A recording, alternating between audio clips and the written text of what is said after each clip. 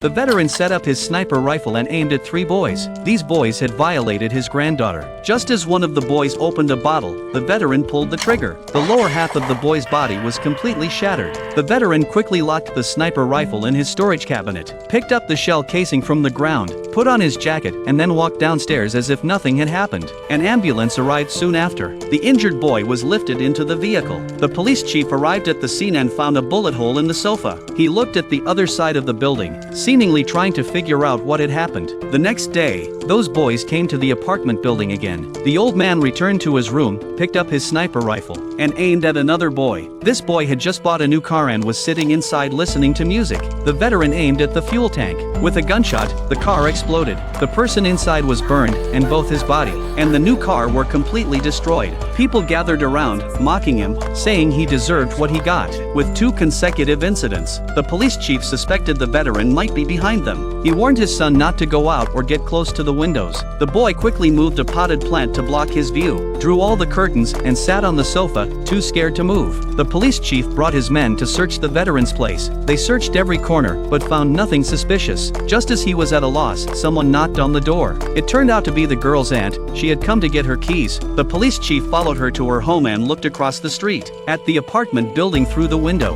When the police opened the storage cabinet, the veteran was sweating profusely, but there was nothing inside. The veteran wondered where the hidden gun had gone. The police chief warned that if the veteran harmed his son, he would face terrible consequences. But the veteran said it was already too late. Hearing the veteran's words, the police chief was terrified.